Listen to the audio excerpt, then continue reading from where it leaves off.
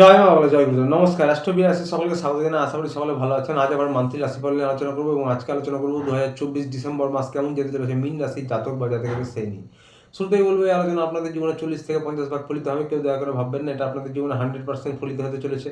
তার কারণ হচ্ছে বর্তমান গ্রহস্থিতি অনুযায়ী যার ব্যক্তিগত লগ্ন গোষ্ঠীর গ্রহস্থিতির সঙ্গে যতটা বেশি ম্যাচ করবে তার সঙ্গে ততটা বেশি ফলিত হবে। এবং এটি কারোর ব্যক্তিগত লগ্ন গোষ্ঠী নিয়ে আলোচনা নয়, সেটা মাথায় রেখে দেখবেন। যাদের ব্যক্তিগত লগ্ন গোষ্ঠীতে গ্রহস্থিতি অত্যন্ত খারাপ বা দশা খারাপ চলছে তাদের ক্ষেত্রে কিন্তু কিছু বৈষম্য হতেই পারে। এর উদ্দেশ্য হচ্ছে যা কিছু ভালো রয়েছে তা দেখে যেন আরও ভালোভাবে প্ল্যান করতে পারেন এবং যা কিছু খারাপ বা নেগেটিভ রয়েছে তা দেখে যেন সতর্ক বা সাবধান হতে পারেন। তো আর বেশি দেরি না করে শুরু করবো আলোচনা। শুরুতেই বলবো, আপনাদের যে 5 নম্বর হাউসটি রয়েছে সেই হাউসে রয়েছে মঙ্গল, এবং এই মঙ্গল কিন্তু নিচস্থ রয়েছে। তো সুতরাং বুঝতেই পারছেন যে পড়াশোনার জন্য আপনাদের একটু বেশি মনোযোগ দিতে হবে। তাছাড়াও ছাত্রদের মাথা যন্ত্রণা হতে পারে, এটা মাথায় রাখবেন। বিশেষ করে মনোযোগ দিতে হবে পড়াশোনায় অমনোযোগী হওয়ার সম্ভাবনা রয়েছে। তাই যে কোনো কম্পিটিটিভ এক্সামের ক্ষেত্রে, পড়াশোনার ক্ষেত্রে, অ্যাডমিশনের ক্ষেত্রে কিন্তু আপনাদেরকে একটু পরিশ্রম প্রয়াস বাড়াতে হবে এই মাসে। তবে কিন্তু মোটামুটি সফলতা পাবেন। যারা উচ্চশিক্ষায় রয়েছেন, তন্ত্রমন্ত্র জ্যোতিষ নিয়ে পড়াশোনা করছেন তাদের ক্ষেত্রেও কিন্তু একই কথা বলবো যে আপনারা একটু ফোকাস বাড়ান এই মাসে। তা নাহলে পড়াশোনায় কিন্তু অমনোযোগী হওয়ার সম্ভাবনা রয়েছে। এবং এবার বলবো লাভ রিলেশন নিয়ে, প্রেম ভালোবাসা নিয়ে। যারা প্রেম ভালোবাসায় রয়েছেন তাদের উদ্দেশ্যে বলবো, আপনাদেরও কিন্তু নিজেদের বোঝাপড়ার উন্নতি করতে হবে। আপনাদের কিন্তু 5 নম্বর হাউস থেকে বিচার করা হয় প্রেম ভালোবাসা। সুতরাং আপনাদেরও কিন্তু মনে চাপা, রাগ, ইগোর সমস্যা, মতান্তর, যদিও আপনাদের 11th হাউসে কিন্তু শুক্র রয়েছে এবং শুক্র এবং মঙ্গলের দৃষ্টি বিনিময় হচ্ছে সপ্তম দৃষ্টি। শুক্রের জন্য কিন্তু আপনাদের আশা প্রত্যাশা বাড়বে, রোমান্টিকতা, আকর্ষণ বৃদ্ধি পাবে। কিন্তু যেহেতু মঙ্গল নিচস্থ রয়েছে এবং 5 নম্বর হাউসে রয়েছে, সেই জন্য কিন্তু আপনাদের চাপা রাগ, একটা ইগোর সমস্যা বা আপনার অপোজিটে যে রয়েছে তার একটু রাগ বৃদ্ধি হওয়া, এগুলো হতে পারে, মতান্তর হতে পারে। সে বিষয়টি খেয়াল রাখবেন। তাছাড়া প্রেম ভালোবাসার জন্য ঘোরাফেরা, আনন্দ হুল্লোড় এগুলো হতে পারে। তো আপনারা মিশ্র ফলাফল পেতে চলেছেন এই মাসে। হাজব্যান্ড ওয়াইফের জন্য বলবো, 7 নম্বর হাউসে কিন্তু কেতু অনেক পুরনো সময় ধরেই রয়েছে এবং 7 নম্বর হাউসের যে অধিপতি সে কিন্তু আপনাদের ভাগ্যস্থানে রয়েছে সূর্যের সঙ্গে। তো সুতরাং হাজব্যান্ড ওয়াইফের মধ্যেও কিন্তু বোঝাপড়া উন্নত হবে। আপনারা একে অপরকে সাহায্য করুন। আপনাদের কর্মক্ষেত্রে কর্মব্যস্ততা বেড়ে যাবে এবং আপনারা একে অপরকে সাহায্য করুন, আপনাদের বোঝাপড়া উন্নত করতে পারবেন। মোটের ওপর আপনাদের কিন্তু 60% ভালোই যেতে চলেছে। তবে রোমান্টিকতার কিছু কখনো কখনো অভাব হতে পারে বা উদাসীনতা আসতে পারে মনে। তার কারণ হচ্ছে কেতু মানে ডিট্যাচমেন্ট। তো এই বিষয়গুলি হতে পারে। তাছাড়া মোটের ওপর আপনার 60% ভালো ফলাফল পাবেন এই মাসে যারা কিনা হাজব্যান্ড ওয়াইফ রয়েছে।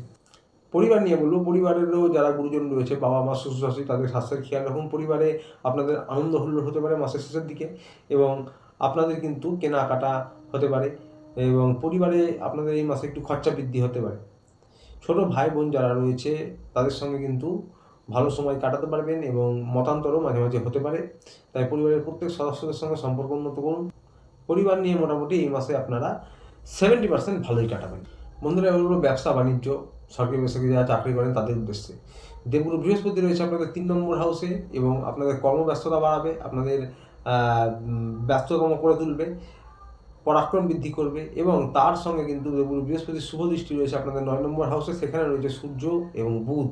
সূর্যদেব আবার 15 তারিখে আপনাদের কিন্তু কর্মস্থানে চলে যাবেন। 11th হাউসে অর্থাৎ লাভভাবে, সাকসেসের ঘরে শুক্র রয়েছে। তো বুঝতেই পারছেন এই মাসটা আপনাদের অত্যন্ত ভালো যেতে চলেছে যারা মীন রাশির জাতক জাতিকে রয়েছেন। ব্যবসার প্রচার প্রসারের জন্য, নতুন ব্যবসা, পার্টনারশিপের ব্যবসা, বড় কোনো ডিল, জমি কেনা, বাড়ি কেনা, যে কোনো কিছুর জন্য আপনাদের কিন্তু অত্যন্ত ভালো মাস। তবে একটু খরচ বৃদ্ধি হতে পারে যে কোনো ইস্যুতে আপনাদের খরচ হতে পারে। বাড়ি, জমি বা ব্যবসার জায়গা মেরামতি করা, বাড়ি মেরামত করা, যে কোনো ইস্যুতে কিন্তু খরচ বৃদ্ধি হতে পারে। তবে অর্থনৈতিক পরিকাঠামো ভালো থাকবে। যারা রাজনৈতিক ফিল্ডে রয়েছেন তাদের 15 তারিখ পর্যন্ত বিশেষভাবে সময়টা ভালো। সরকারি চাকরি যারা করছেন, সরকারি চাকরির চেষ্টা যারা করছেন তাদের মাসের 15 তারিখ পর্যন্ত সময়টা বিশেষভাবে ভালো। তাছাড়াও প্রমোশন, পদোন্নতি হবে, ব্যবসায় অর্থের ফ্লোয়িং ভালো থাকবে এবং আপনাদের হঠাৎ করে অর্থপ্রাপ্তি হতে পারে। যারা শেয়ার মার্কেটে ট্রাই করেন, লটারিতে ট্রাই করেন তাদের জন্য সময়টা ভালো। তো এই মাসটা অত্যন্ত ভালো হতে চলেছে আপনাদের। যারা পরিশ্রম প্রয়াস করছেন, পার্টনারশিপের ব্যবসা করছেন বা নতুন কিছু শুরু করেছেন তাদেরও কিন্তু পরিশ্রম প্রয়াস অনুযায়ী সফলতা ভালো রকম হবে এই মাসে। স্বাস্থ্য নিয়ে বলবো, 12 নম্বর হাউসে শনিদেব রয়েছে। তো সুতরাং কোমরের নিচের অংশে, হাড়ে গাঁটে ব্যথা, পায়ে ব্যথা এগুলো হতে পারে। শনিদেবের ঘরে শুক্র রয়েছে, যার জন্য কিন্তু কোমর, কিডনি বা লোয়ার অ্যাবডোমেন এই সব সংক্রান্ত, কোমরের নিচের অংশ সংক্রান্ত কিছু সমস্যা হতে পারে। অ্যালার্জি ইনফেকশন হতে পারে। বুকজনিত ছোটোখাটো কোনো সমস্যা হতে পারে, কফ, সর্দি, কাশি।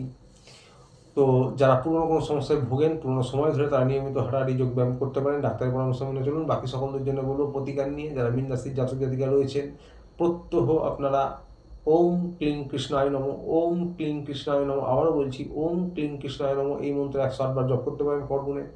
চোখ বন্ধ করে ধ্যানের মতন 2 মিনিট 1 মিনিট জপ করতে পারেন। বাড়ির ছাদে বা উঠোনে পাখিদের প্রত্যহ কিছু খাবার খাওয়াতে পারেন, অত্যন্ত ভালো প্রতিকার হবে। তো আসছিল পর্যন্ত ভিডিওটি ভালো লাগলে চ্যানেলটিতে অবশ্যই লাইক সাবস্ক্রাইব করে পাশে থাকবেন। দেখা হচ্ছে আবার পরে ভিডিওতে। ভালো থাকবেন, সুস্থ থাকবেন, নমস্কার।